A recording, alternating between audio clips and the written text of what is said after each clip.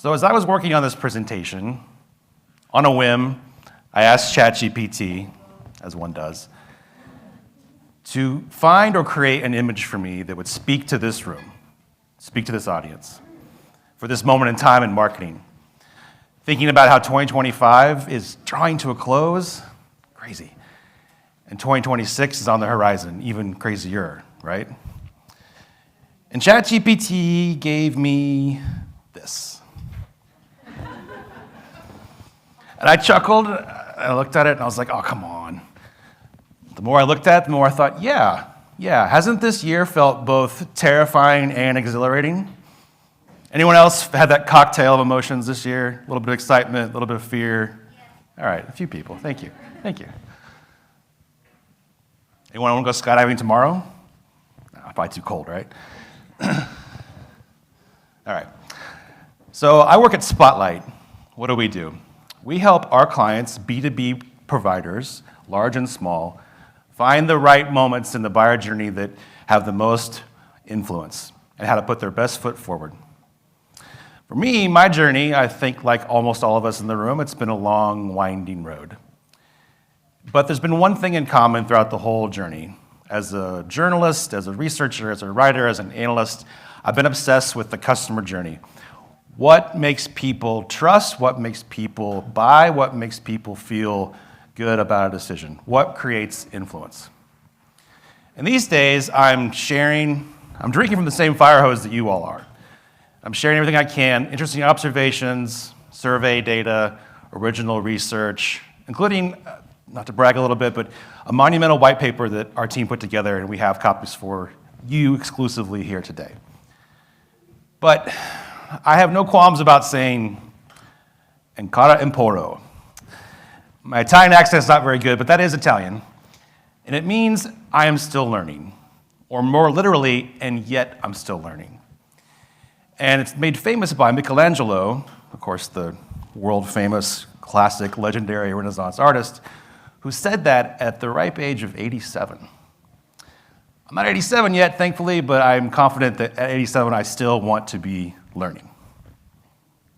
All right, let's get grounded in what's going on because the buyer journey has absolutely changed. First, understand that these days, 70% of the buyer's journey is complete before contact. 70%. 85% of the time, buyers have figured out what they require, what they want before contact. And 84% of the time, the first contacted vendor wins the deal. You want to be in that 84%, right? You got to be in that 84%. Some more statistical candy for you. These days, 89%, I think we can safely round to 90, right? 89% of buyers have adopted generative AI tools. 50% of buyers say, I start with AI search. Half. And just a wee bit more than a third say, I'm more productive with AI search. Now, all these numbers are recent, but I'm especially watching that 50 and that 34. And I would bet this room, Giordano's deep dish pizza dinner on me, that the next time you see these numbers, they're going to be much higher. I think they're climbing as we speak, and the next time you see this kind of stats, they're going to be much higher. Hopefully I don't have to buy pizza for everyone, but I would love to do so. All right, I just brain dumped a lot of stats on you. Sorry, not sorry. But let's talk about feelings. Feelings that I know you have. Feelings that I think you might have as we move through this presentation. First, the times they are a-changin'. Thank you, Bob Dylan. Oh my gosh, SEO, LLMs, AEO, GEO, OMG, WT. It's a lot, right? The times are changing fast and furious. If you think you're catching up, you think you're caught up, you're not. Nobody is. If your agencies or your internal teams are talking to you about AEO, GEO, great. It's a good start. It's not enough. Next, under pressure. The CMO job, we've seen it nixed by some organizations over the past few years. We've seen some brands move it to operations. There's always the friendly, sometimes not friendly rivalry with the CIO. And then Gene referenced it earlier from Nokia. I think we're talking to the same Gartner analyst. There's research from Gartner that shows, a CMO analyst at Gartner, that shows that CEOs are skeptical of your AI savviness. Doesn't seem right, doesn't seem fair, but it's real. And let's be honest, sometimes we don't help ourselves. It's probably because of all this pressure, of all this change. CMOs try to control everything, try to own everything. I hear this over and over again. CMOs are underwater. I hear it from the CMOs themselves and CMO observers. They're underwater. They try to take on too much. You can't shoulder it all. You got to choose. You got to have select priorities.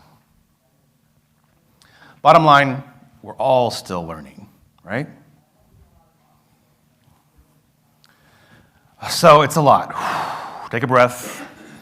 It's a lot, right? Here's the bad news. Nobody has written the foolproof, battle-tested manual for how to advance in this ever-changing era. Nobody knows. Here's the good news. There's no role better equipped to be acrobatic and evolve than the CMO.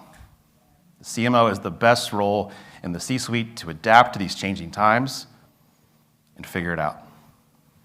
So let's step through this magical portal and seize the moment. In the moment, you got to talk about LLMs, right? It's the hottest topic since whatever Taylor Swift did last week. They are the front door for your brand now. You've got to understand this. Consider this. In our research for the white paper that I mentioned, we discovered there are 20 million daily prompts. Prompts are questions. What can I help with? 20 million daily prompts just in ChatGPT that relate to B2B buying. 20 million a day in one of these LLMs about B2B buying stuff. Worldwide. Mm-hmm. Who are the top cybersecurity vendors? Here's one example. All kinds of iterations of questions like that. What should I think about? Who can help me with this? Who's better than that? What about so-and-so versus so-and-so? These questions are coming in fast and furious every day. So understand that if generative AI cannot find you or find your authoritative content, neither will your buyers. We live in a world now where if you're invisible if generative AI can't find your content. It's not enough.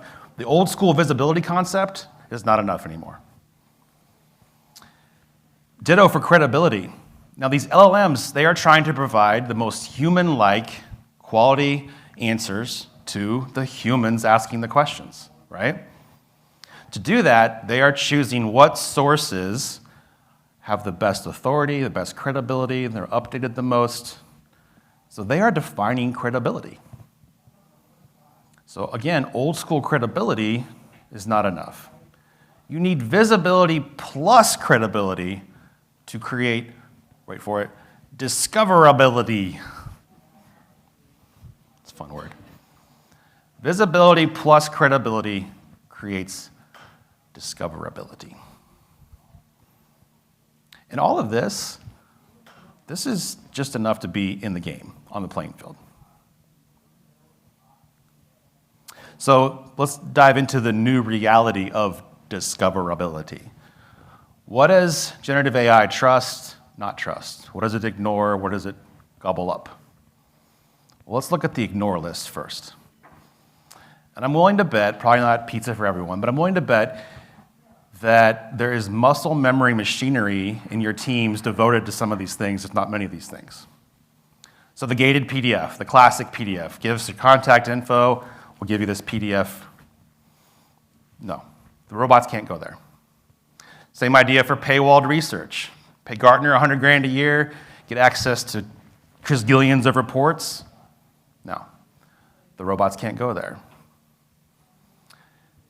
Vendor blogs, other thought leadership, branded content without attribution, without sourcing to credible sources. Again, the robots Move on. Ignore that. What does Gen AI trust? Peer reviews, user reviews.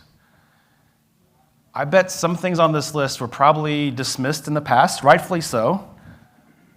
But this list has become a trusted sources stack, if you will. So peer reviews. I'm talking G2, Trust Radius, Gartner, but Gartner Peer Insights, not the regular analyst Gartner. We see these and others, PeerSpot's another one, dominate in the sourcing statistics. Analyst research does matter when it's public. It's got to be public. So the free stuff that they put out there, also the waves and the magic quadrants and whatnot, they do pop in the search in the LLMs, but it's because those have been licensed by vendors and they're out in the wild, right? So the analysts are grabbed for sources, but it's got to be public content. Communities. The hot example here, of course, is Reddit. Communities where there is like-minded folks asking questions, having banter, upvoting, downvoting, doing all the things that they do in Reddit. Stack Overflow is another more niche example.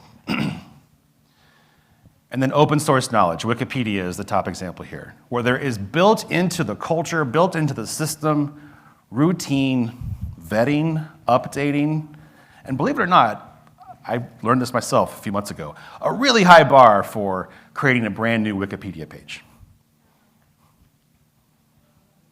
So on the left, what generative AI ignores, and on the right, what generative AI trusts. Having seen all this in action and through our research, this is why we believe in this concept that we're calling influence orchestration. What is that? Well, we define it as the deliberate coordination and shaping of influence across the modern B2B buyer journey. Where does that manifest? We call them the pools of trust. This is bigger than just LLMs. It certainly is anchored to LLMs and generative AI, but this is much bigger than that. Your pools of trust are customers, users, customers, analysts, vendors, partners, what your partners say about you, and of course your employees. All of these things help create the big picture about your brand. And by the way, this is applicable if you're a nonprofit, if you're an education institution, if you're B2C. This is applicable here too. All of these things together formulate the impression that the robots get of you. Influence orchestration is about having consistency across these pools of trust. Consistency elevates you big time with the robots. Inconsistency hurts you big time. If the message over here is different than the message over here, they notice that. What's at the center of each of the pools of trust? Humans. So yes, generative AI, LLMs, AEO, OMG, right? WTF. But at the end of the day, we're still marketing to humans. The game has changed, absolutely, but this still boils down to humans. So how do you do this? How do you own this? Well, here's a practical playbook for you. You need to monitor the insights that come out of LLMs. Track what happens. Rate the sentiment. What do they say? Positive, negative, neutral. Benchmark yourself. Benchmark your competitors. At the very least, dive in. Discover what the LLMs say about you, your category, your competitors, etc. Prioritize user reviews, peer reviews. To whatever extent you are doing it now, I would say do it more. Source more, analyze more, amplify internally the pain points so you all can learn from it, amplify externally the good stuff. But remember, users are not always buyers, and vice versa, right? So to uncover which pools of trust for you and your category, your market matter more than the others, one great tactic is win-loss analysis. Understand what made a buyer ultimately choose to buy you or somebody else. Promote analyst content, expert content. Thankfully, more and more of them are putting more and more out in front of the paywall publicly. But if it means licensing the report to promote your great inclusion or the outcomes that might line up with your vision of the future, put that stuff in places where the robots can get to it. Married to your brand, it'll amplify your brand. And last but not least, align your teams. GTM, sales, product, they need to at least be aware of what the LLMs are saying about you. Better yet, they need to align to those stories so that your buyers are not hearing something wildly contradictory from what you're putting out there.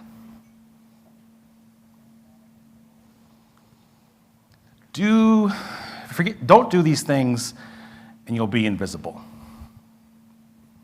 The generative AI will not find you. Do those things and you can be inevitable. You can be found. You can be prioritized. You can be discovered. Remember the stat we started with. 70% of the buyer's journey is complete before contact these days. You've got the 30. The 30 you've got under control. This concept, influence orchestration, will help you with the 70. Hello.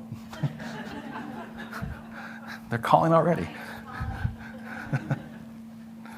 All right. That's hysterical.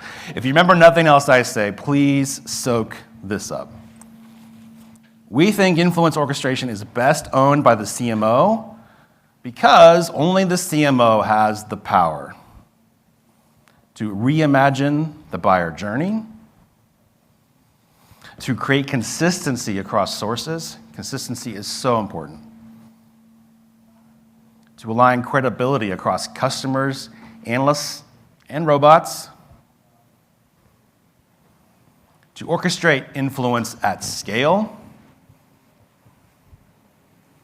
And to lead brands to victory in the AI-first era. Thank you for your time.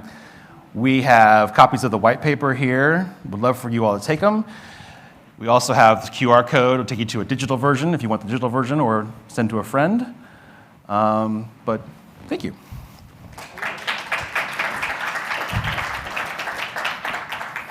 Questions? So, have you gotten any indication that there will soon be a pay-to-play aspect to all of this, the way Google monetized search, rather?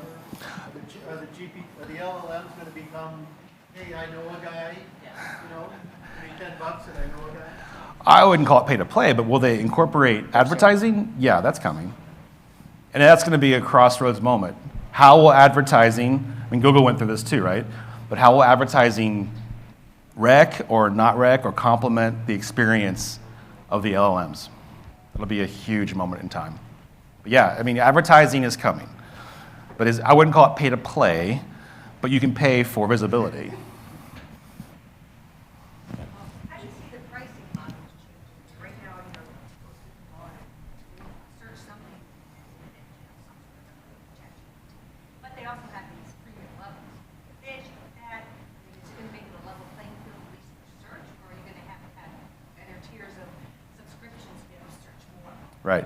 So if you didn't hear the question was, how will the pricing tiers in the LLMs change? Yeah, I think they're going to allow at some point it's going to be cost prohibitive. Right now, Google, we can all kind of search that. Right. Stuff, but you really can't. Perplexity, if you want to do free or whatever they start tearing up. I think we're in the wild, wild west, and we don't know. But Google has a huge advantage in that we all are so accustomed to using Google, right? I think that will make the others more price competitive, but it's a wild, wild west. Other questions?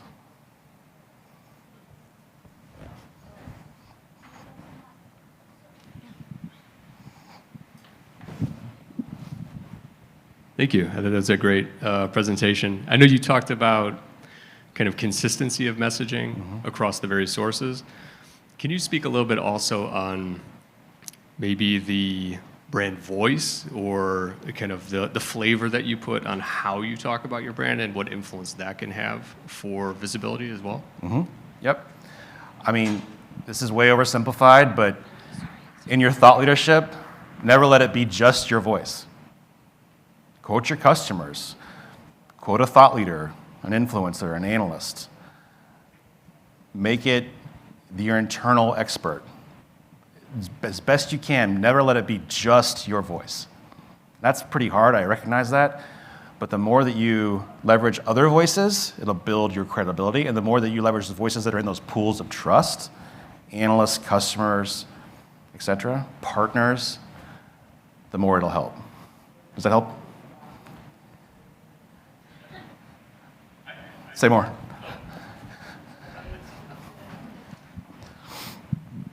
So there was a study, I think, on automotive brands, Okay. right? OEMs. I think, going off memory here, it might have been Cadillac, might have been Rivian, might have been, I think it was 4 or 5 OEMs. And I think, at least as of now, right, it was clearly biased towards Rivian style of how they talk about, how they frame the value and their tech-forward capabilities and features, and versus Cadillac, which was maybe a grand, kind of amorphous, very vague vision, which was very present in all of their marketing materials. And so clearly there was AI bias towards when to surface which and towards a specific type of brand voice in that study. That may not be broadly true, but I thought that was very interesting, and always thinking about how do we talk about, aside from just how other people talk about us, and obviously that is important, Yeah. but also how we communicate our own brand value, that, talk about the things that we do, the things that we sell, has a lot of relevance, I think. Yeah. No, that's a great point. And I think authenticity will always win.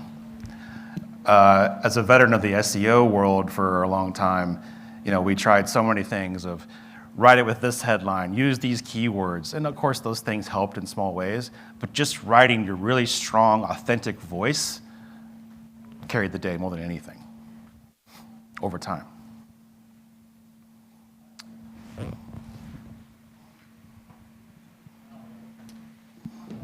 You said earlier about how CEOs are not trusting AI, but I didn't get that. Can you touch on that a little bit more? Yeah. Jean from Nokia, is she still here? I think maybe she had to leave. She had similar data in her slides. There's an analyst at Gartner who covers CMOs, all things CMOs, and he's got recent research data, or survey data, that shows the CEO's point of view on all the other C-suite leaders. Who is AI savvy, who is lacking savviness in AI. And like the CFO ranked higher than the CMO as far as AI savviness, which struck me as crazy, but it's real data. So the data is about CEOs' confidence in other C-suite leaders and how up to speed, adaptable, savvy you are on all things AI. Does that help?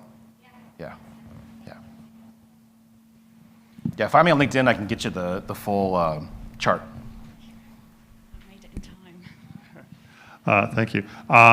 Just curious, you mentioned in terms of your framework, I think it was pretty solid in terms of being applied to sort of a B2C environment. But I'm just curious in terms of like what sources should be sort of top of mind. I mean, beyond sort of like Reddit and user reviews.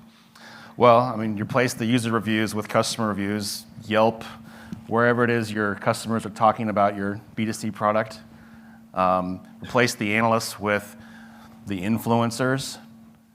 So I think there's not everything maps easily, but user reviews translates to customer reviews, analysts translates to influencers, maybe even celebrities.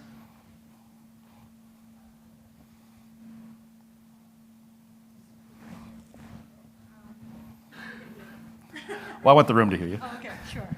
Yeah, based on your experience, with your clients, how long does it take for all these efforts that we put in to really reflect on the LLMs itself? Oh, that's a great question.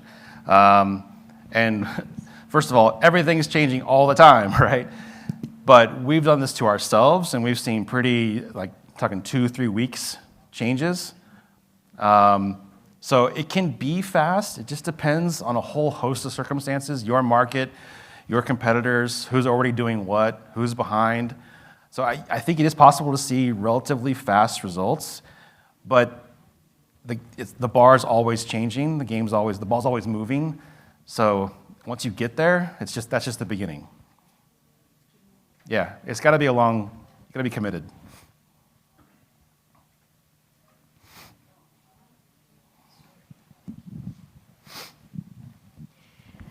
All right, so does this once and for all give us the ammunition we need to stop gating all of our content?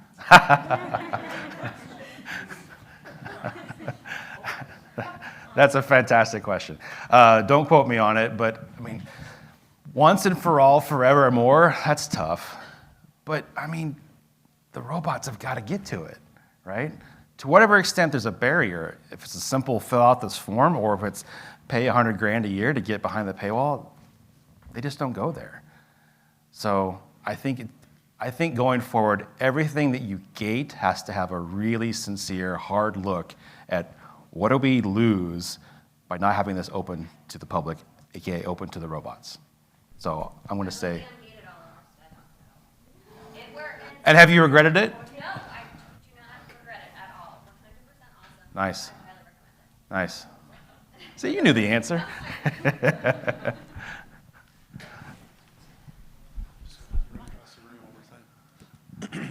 Hey, is there one specific KPI or measuring stick that would tell us if we're doing a good job at this? Ooh. Well, I would start by, if you haven't already, and you probably have, but if you haven't already, I would start by going to ChatGPT, going to Gemini, and asking questions. What is blank known for? And blank is your brand. What is blank known for, your competitor? Start there. That gets your toes in the water, right? One KPI after that, though, oof. I mean, you got to create a visibility score. How well do the robots answer the question in the way that you want it answered? Is there one score? That's really tough. One KPI. I'll think of one later, but at the moment, no.